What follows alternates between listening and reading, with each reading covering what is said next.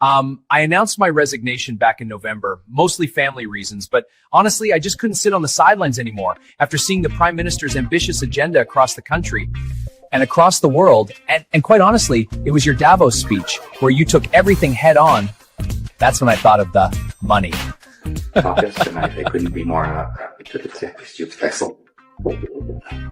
Fantastic. Okay, guys, thank you.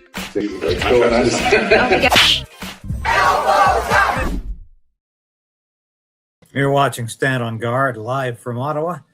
It's Saturday, February 21st. Yes, one more week of February. I'm David Krayden, your host. Thanks for watching this morning. I'll be right back in mere moments with a lot of information coming at you here. Bye-bye for now. The Prime Minister lied and his minions continue to lie. Your home is your castle. We're calling on the government to introduce and immediately pass the Stand on Guard law.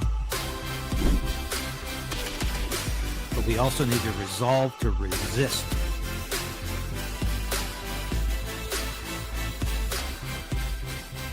Okay. We'll do it live. Okay. No. We'll do it live. I'll write it and we'll do it live. So we will be talking. Did I just say bye-bye? No, I didn't mean bye-bye. Only for now. We will be talking about what happened with this kangaroo court in British Columbia, this BC Human Rights Tribunal. Shortly, I have to warm up first because I am so angry about this.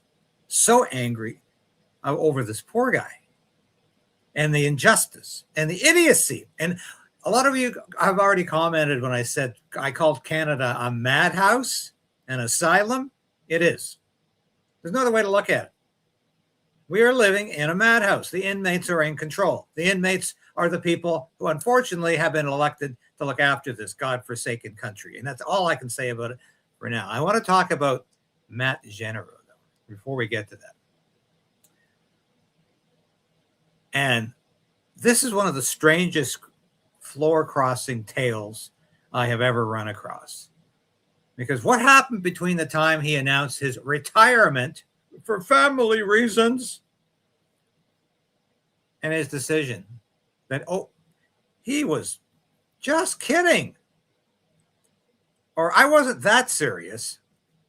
However, folk, when I heard Prime Minister Mark Carney at Davos at the World Economic Forum conference, I was so inspired I had to become a liberal.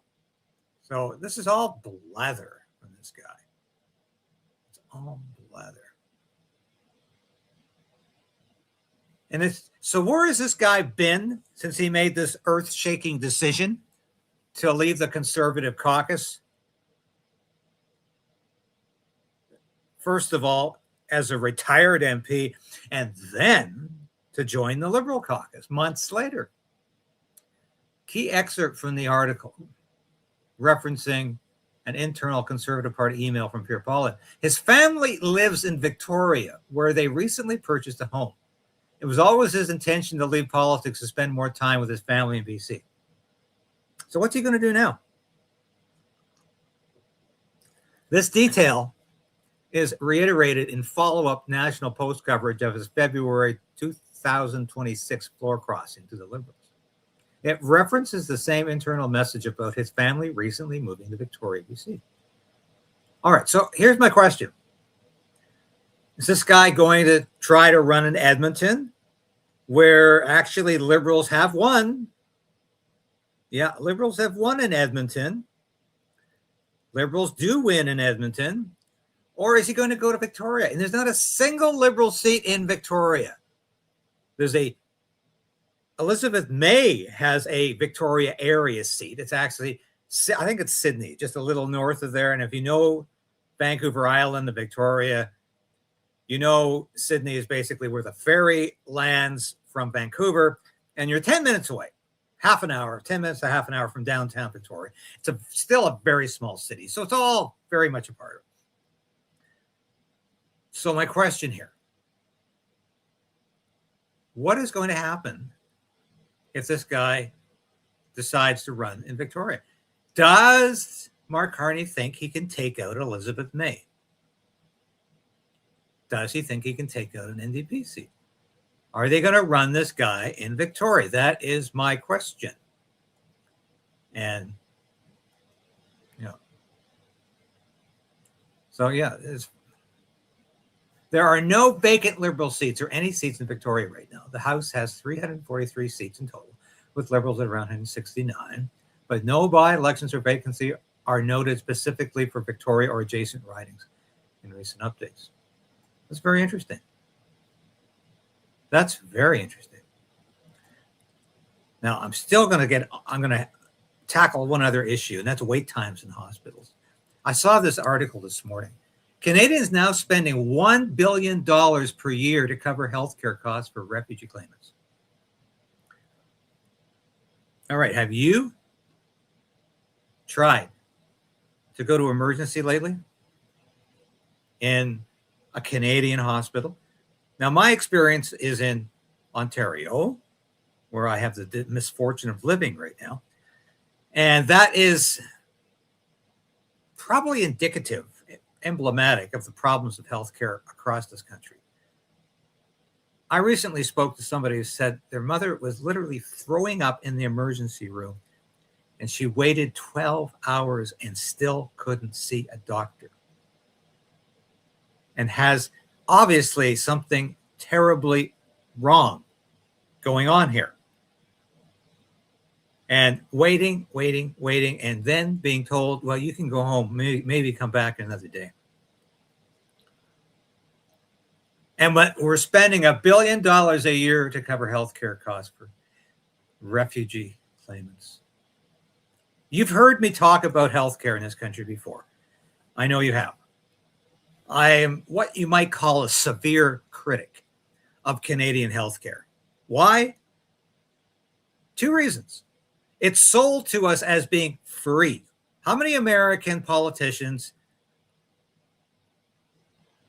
like to talk about Canada's free healthcare? Hey, it's free in Canada. None of this two-tiered healthcare or healthcare for the rich and another for the poor. It's free in Canada. It's not free. Every time you pay your taxes, have a look at how much you're paying healthcare when you pay your provincial taxes. It's about the same as you would pay for a private healthcare scheme in the United States. I'm not making this up. The Fraser Institute has documented all of this and the fact that you're waiting months for the simplest of operations, such as a hip replacement, and you're waiting longer periods of time for not the simplest operations, but life-saving operations like surgery for stage 3 cancer. And the wait list is so long, they will tell you, the hospital authorities, the healthcare authorities will say, I'm sorry, we don't think you're going to make it. Your cancer is going to beat you before you get to see a doctor. We can't find a doctor to operate. We know the horror stories. These are not anecdotal. We have documented this. We have written these stories. Glenn Beck recently came to the aid of a Canadian woman who couldn't get an operation in Canada. And he said, hey, I'll pay for your operation in the United States. I did a story on a woman in Victoria who was told, sorry, by the time a doctor is ready to operate, you're probably going to be dead. Have you considered medical assistance in dying? She was offered MAID twice. Just like people who have been afflicted, I think of Kayla Pollock, people who have been afflicted by the COVID vaccine in a negative way. And the government has finally acknowledged that, yes, there is such a thing as the vaccine injured, and we're looking after them. Bullshit, you're not looking after them. They're not getting the need. They're not getting the care they deserve. They're being offered MAID, though. Oh, yeah, that's always an option. You don't want to wait around and take your chances. You can't afford to go to the U.S. because you paid all this money in your taxes in Canada. Well, sorry, you're out of luck, but we can offer you, mate. This country's sick. And this is leading me up to how sick this country is. We are living in Bedlam. You ever see that movie with Boris Karloff? It's about the most famous insane asylum in the Western Hemisphere, or sorry, in the Western world.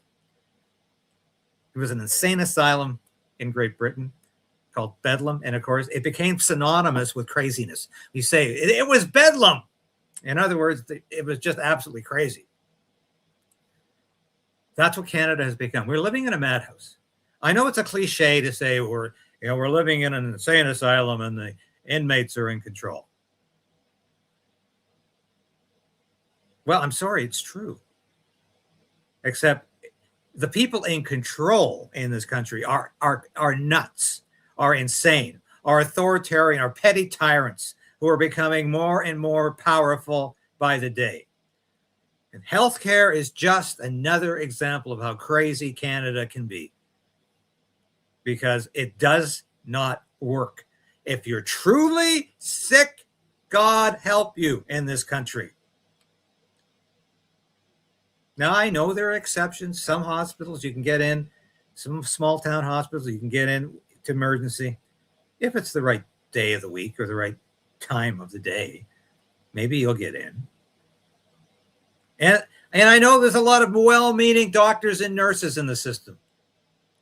It's the system itself that has failed Canadians and continues to fail Canadians because it's a bankrupt. And you throw more money at it, that's always the solution. It's underfunded. It's underfunded. Well, we can throw $1 billion at refugees and their free health care. And believe me, for refugees, it is free. They're not paying taxes. I'm sorry. Sometimes you just want to absolutely lose it. But I want to get to the story here because I'm absolutely shocked. And this has been covered by a lot of the small C conservative media. This is a former school trustee from Chilliwack, BC. My mother is in Chilliwack. I know Chilliwack quite well. I did my basic officer training in Chilliwack. Lovely town. City, sorry. Great people. Had wonderful 13 weeks of basic officer training there. Loved the people. They were very accommodating, very, very kind. So this was a school trustee here. And I'm going to show you this video from Dallas Brody, leader of the 1BC party. It's very, very impressive. Dallas Brody here. Wanted to let you know about another insane situation that's developed in BC. Barry Neufeld, who's a former trustee of the Chilliwack School Board, was found guilty today of not believing in transgenderism, and he has been fined, get ready, $750,000 for saying that he doesn't believe that there are more than two genders. Can you believe this? The tribunal found that he was guilty of existential denialism, and that's what it came down to. So this poor guy, $750,000. These human rights tribunals are out of control. They're kangaroo courts. They don't meet any of the traditional burdens of proof. It's outrageous that this is happening. If I were premier, these tribunals will be shut down immediately. Right on, Dallas. She's been on this program twice. I'm going to have her on again to talk about this issue and others. BC, of course, is the maddest of the mad in this country. BC is completely crazy. But the country is absolutely in the insane category. There's no question about that. I want to look at an article here from the Western Standard, where I used to write columns. And I have a lot of respect for the Western Standard. And I think this article is very good. I'm going to share the screen here for a second.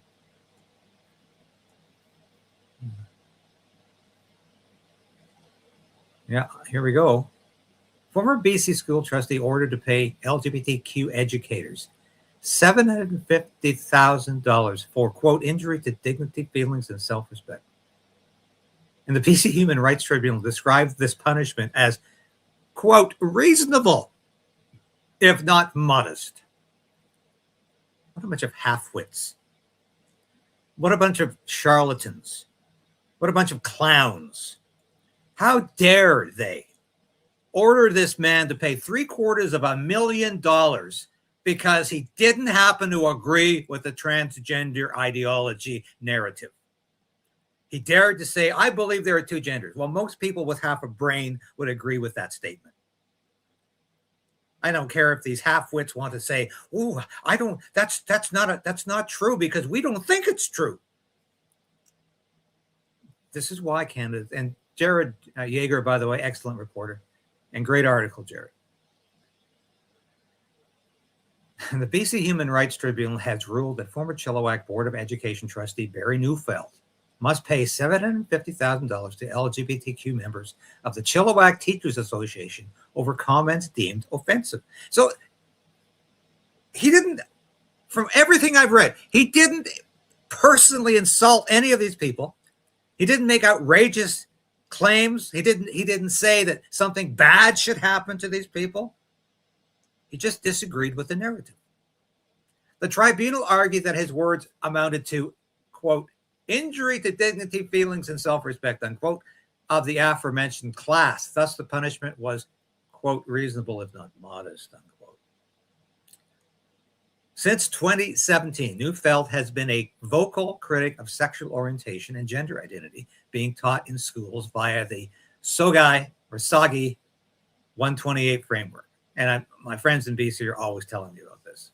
He referred to it as a weapon of propaganda and deemed the concept of gender identity to be a, quote, biologically absurd theory, unquote. Can't say that. Sorry, Barry. You're not allowed to have an opinion in this country if it's contrary to woke politics. Neufeld argued that he was simply targeting the ideology, not individuals who happen to identify as LGBTQ. However, the tribunal ruled that his comments displayed, and I don't believe this, excuse me, quote, existential denial, unquote, of transgender. He wasn't denying they exist. And I say the same thing. If you are a biological male that wants to be a woman, go ahead. Go ahead, do it. But don't pretend that somehow there's not two genders.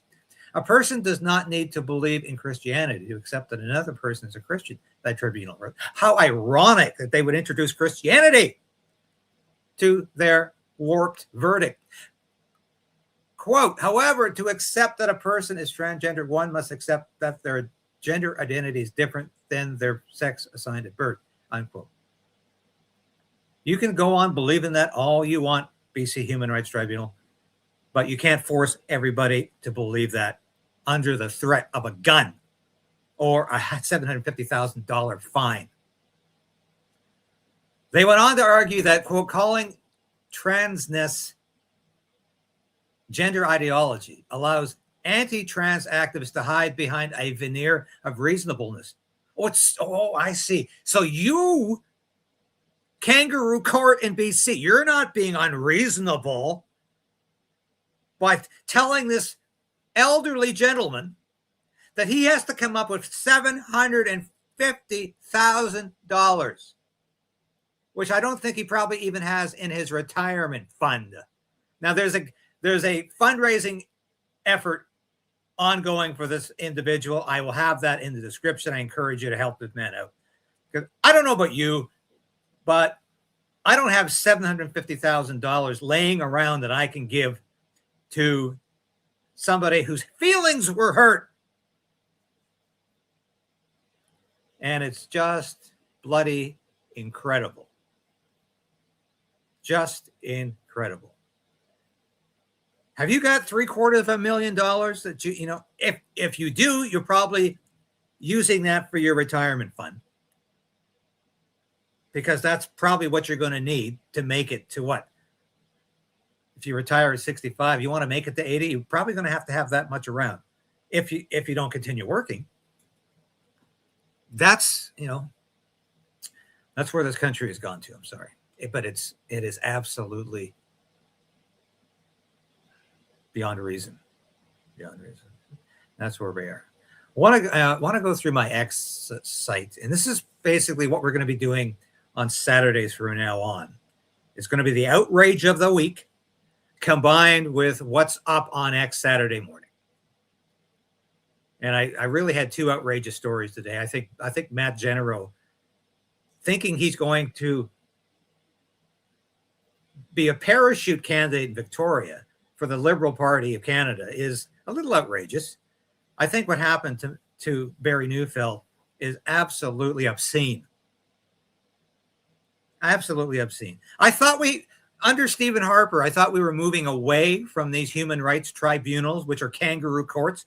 By the way, I want to thank Ezra Levant, publisher of Rebel News, for all the great work he has done over the years fighting these human rights tribunals, which are as bad as in any province. They're all equally bad. And they exist to stop freedom of speech and to promote woke ideology. That's the only reason they exist. So you're afraid to say anything that might be deemed offensive by anybody. That is what Canada has come to. It's a sick country. Canada is not just insane. It's not just a madhouse. It's sick. It's febrile. It's diseased. Canada has gone beyond being even moderately healthy.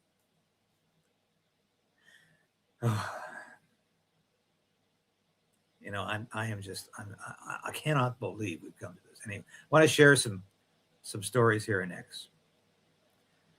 Harman Bongu comments about this story.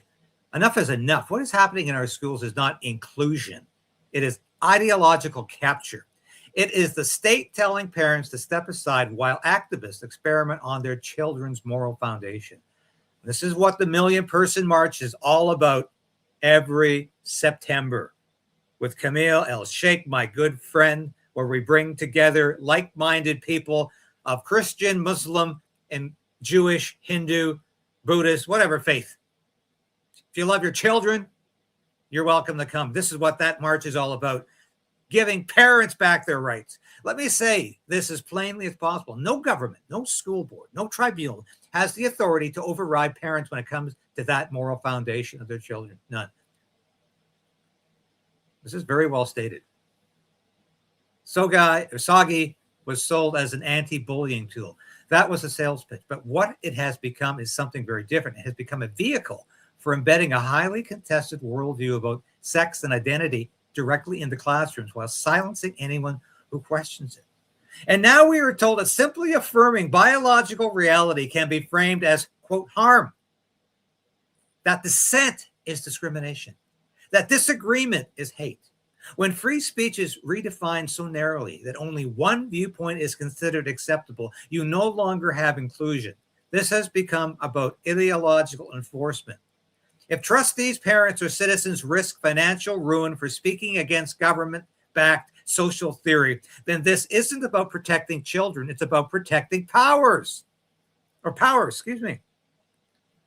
Public institutions do not get to take sides in cultural revolutions. Schools are not the property of activist movements. They belong to families and taxpayers. Their job is to teach math, science, history, not to advance a doctrine about gender identity that many parents fundamentally reject.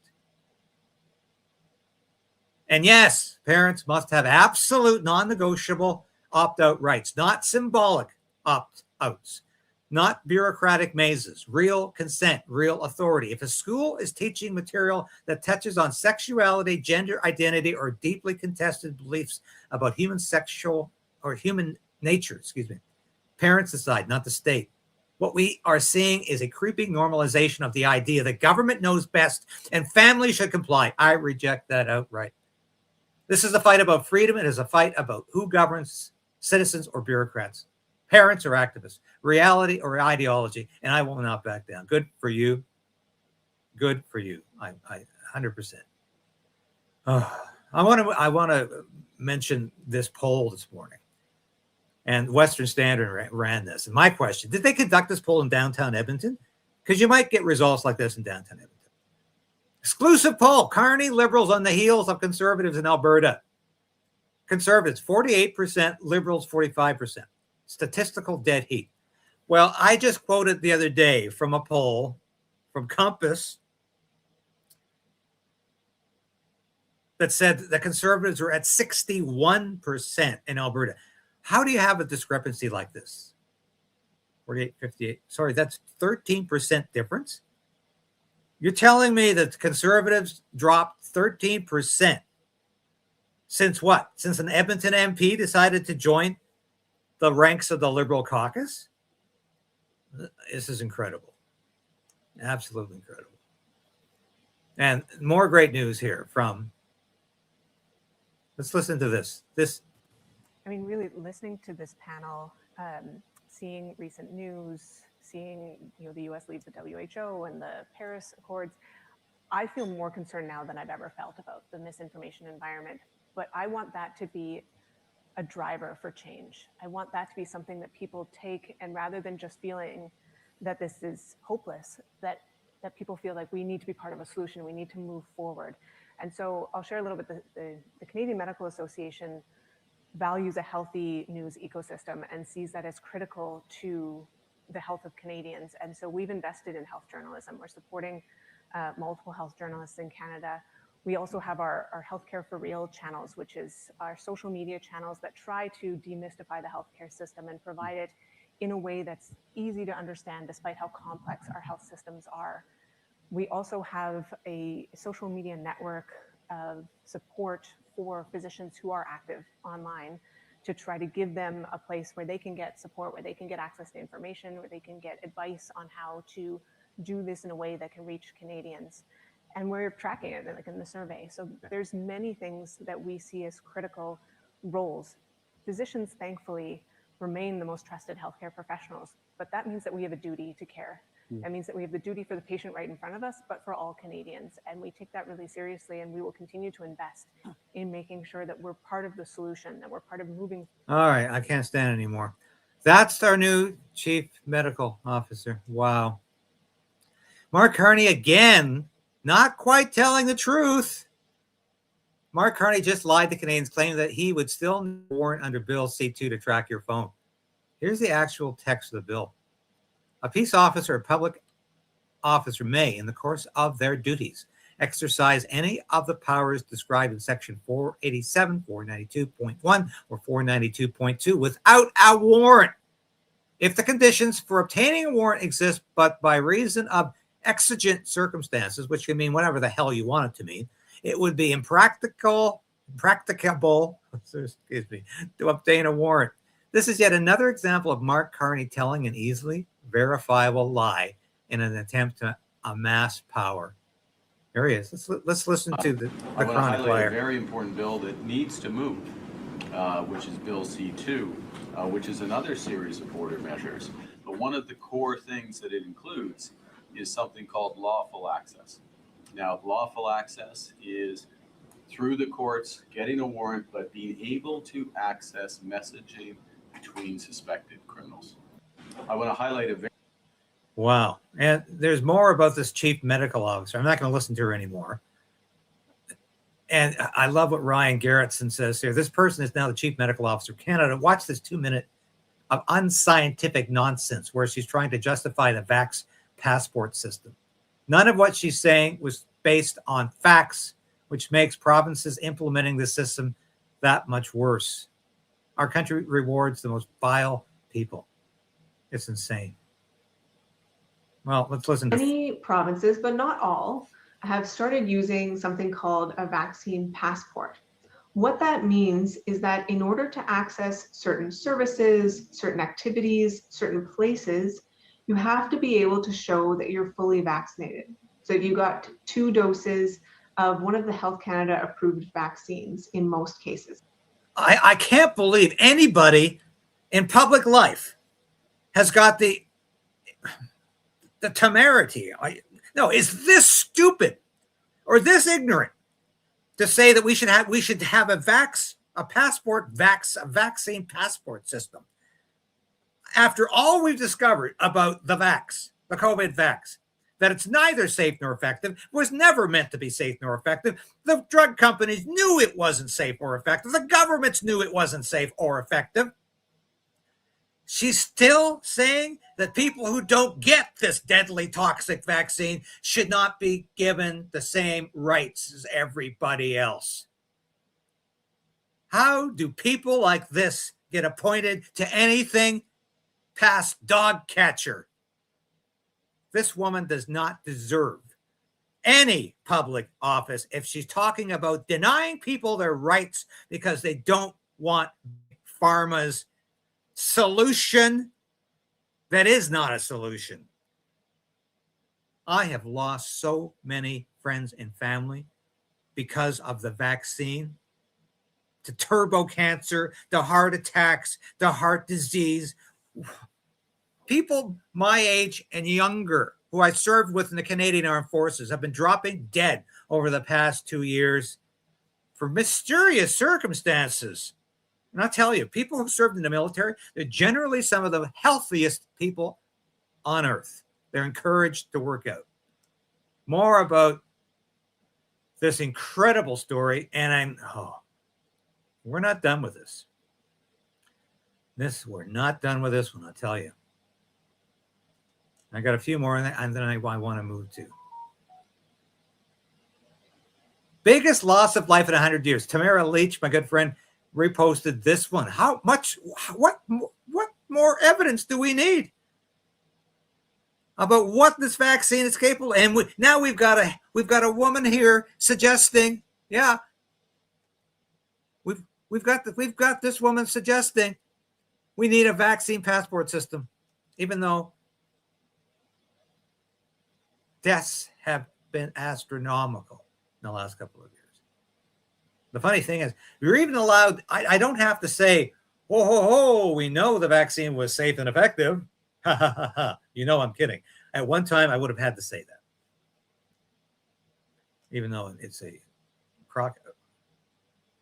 Wayne Gretzky, great Canadian. I'm not even going to.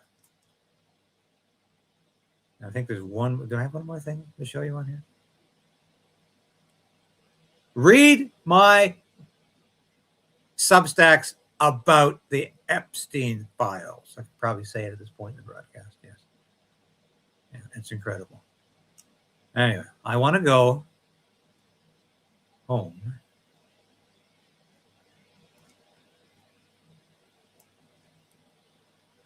Yeah.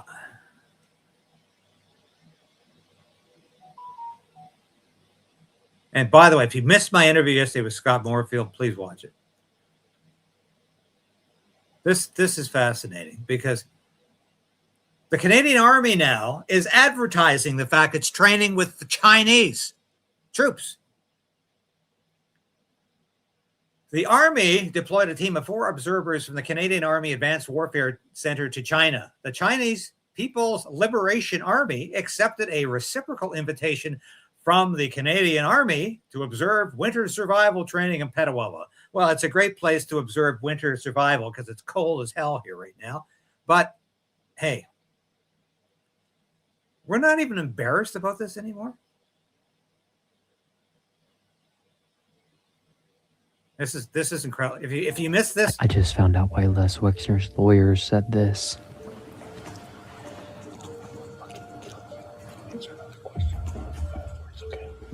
Because just before that, he was saying all of this. And I mean, get ready, because this is wild. I talked to Ellie de Rothschild, and so I mentioned that earlier. For context, he's about to be talking about Jeffrey right here. He represented their whole families. There have been a whole bunch of people. Most of them I never would have met, but I knew Ellie. But there were people that called me that either insinuated or said they knew Jeffrey through a financial relationship. And so, I mean, they could have been actors, but in the time, a guy calls me up. I'll give you an example. His attorney tries to stop him right here. It's just because I want you to understand this. It's so confusing to me. He would say, like, I'm providing financial advice. This is Les Wexner, the richest man in Ohio, one of the richest men in America, who was a mentor to Jeffrey Epstein and the owner of Victoria's Secret, other huge enterprises that were just incredibly desirable to Jeffrey Epstein. Jeffrey Epstein was a genius at money laundering. And Wexner is apparently unaware that he's going way over the edge here in what he's talking about. To the founders of Google. I'm providing financial advice to Jeff Bezos. I'm providing financial advice. Anyway, I'll probably get hit by the music there. We'll see what happens. I'm going to have to take it out. So,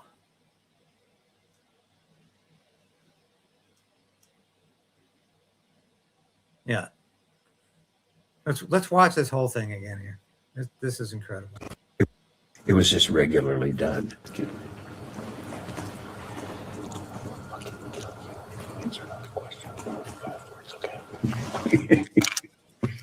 Answer the question. Okay. That's what we've come to in this country. This is interesting. Project Constitution. Breaking. DOJ just secretly deleted 500,000 Epstein files overnight. Well, we were literally looking at them. They wiped roughly 500,000 files in database 10 clean. Gone. The most damning evidence of elite corruption and criminal activity vanished in the middle. Wow. And Project Constitution, they've got some issues with healthcare too, it seems. Yeah. And of course, I wanted to get to General Mike Flynn.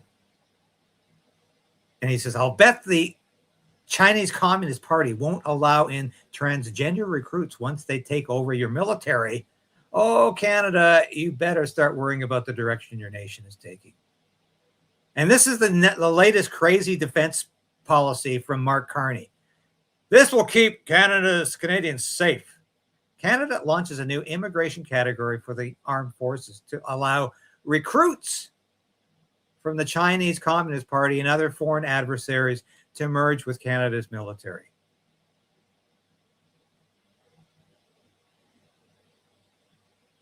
Now, before I go to the next one here, what does this mean? It means this is exactly what ancient Rome did not just before, but as it began its decline into complete evisceration, as it collapsed. Romans didn't want to serve in the military anymore, probably because they didn't really like the emperors. That had something to do with it, but they were fat and drunk and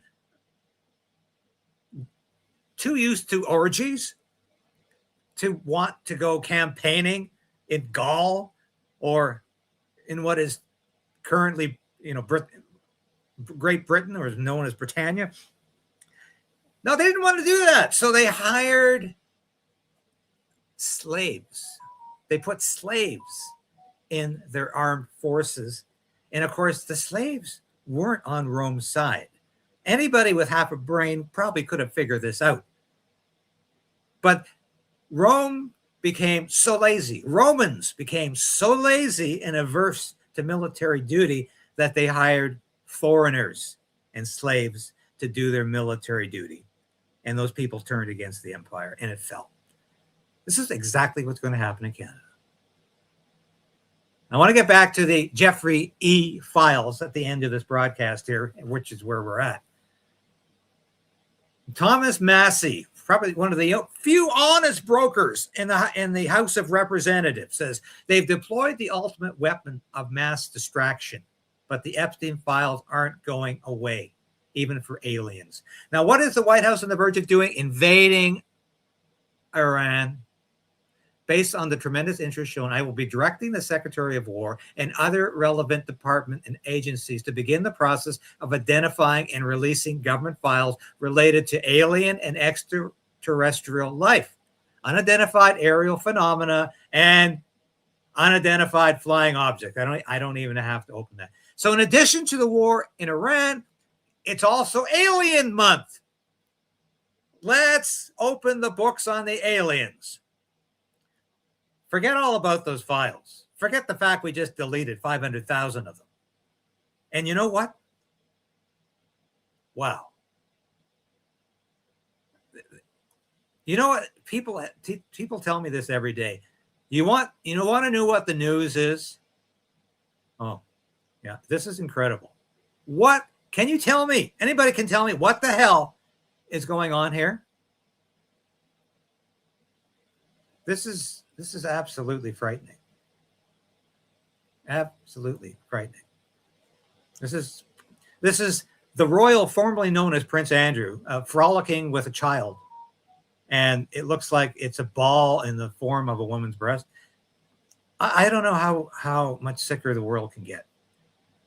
But Canada is leading the way for how sick it can be, how crazy it can be, and how absolutely bankrupt it can be, not just financially, but morally bankrupt. Absolutely morally bankrupt. Now, I just want to, before we get to the end here, I want to show you our merchandise. And I got a few things.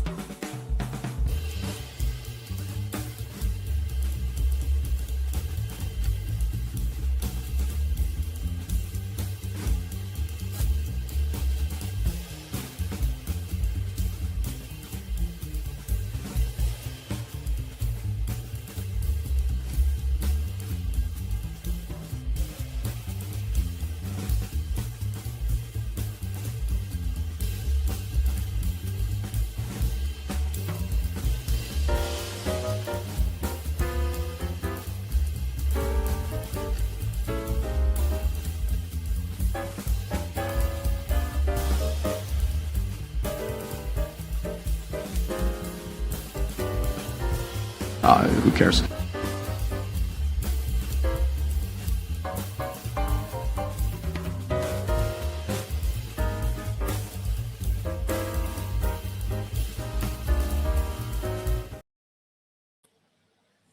Great merchandise. I encourage you all. And I always say this. I hope more people buy this mug. And Susie Sanderson, my good friend, supporter of the show, was the first person to buy one of these mugs.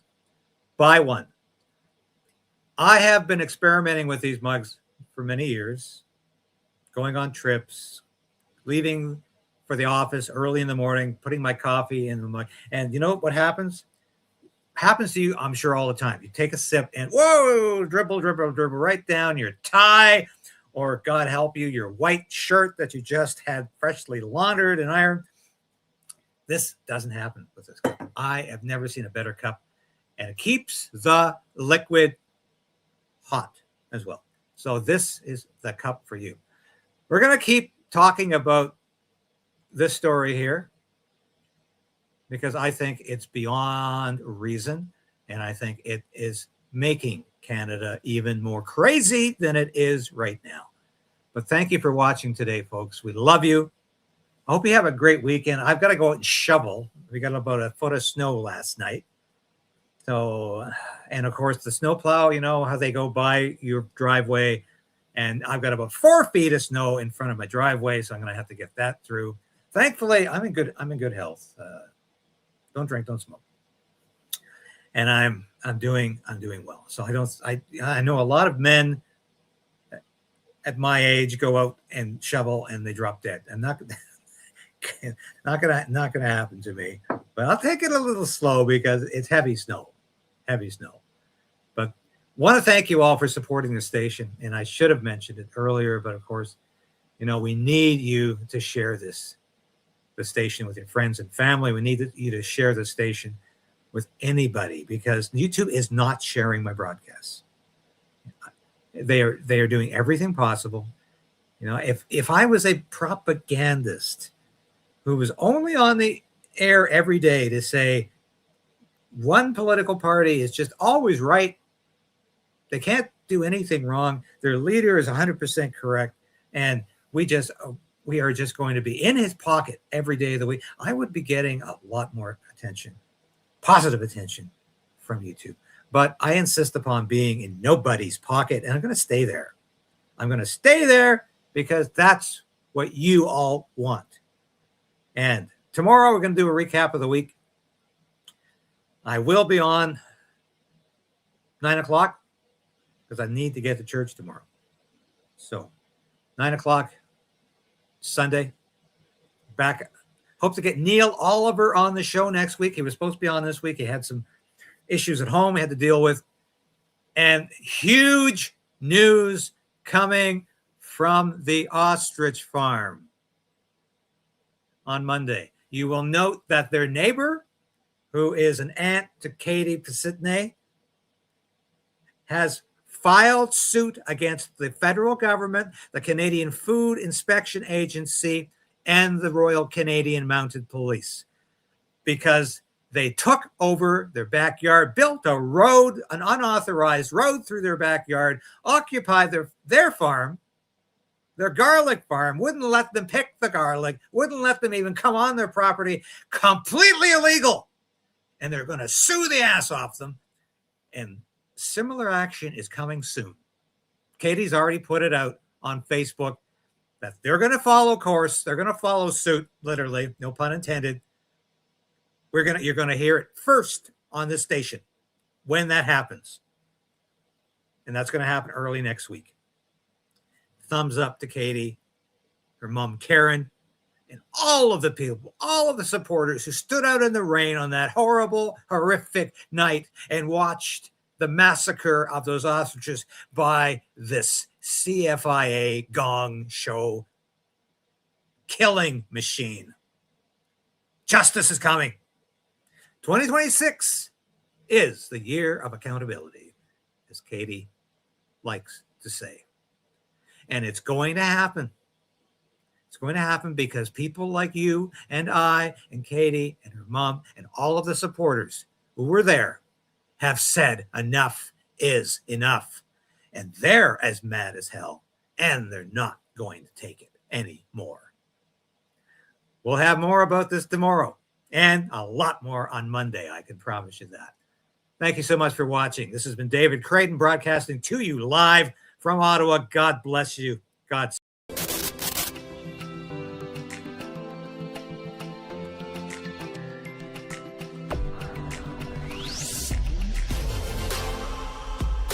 Thank you for sharing this station with your friends and family. Thank you for hitting that like button, because I tell you, we are fighting back in a way I've never had to before, because I'm going to keep this station on the air. I'm going to keep fighting for freedom. I'm going to keep fighting for justice and truth. And I am damn determined to resist this Carney government in any way possible as it encroaches upon our individual freedom. And it will continue to do that, mark my words. I'll be back again tomorrow. Same time, same place. 10 a.m. This has been David Crayden, broadcasting live from our nation's capital in Ottawa. Thank you for watching. We'll see you again tomorrow.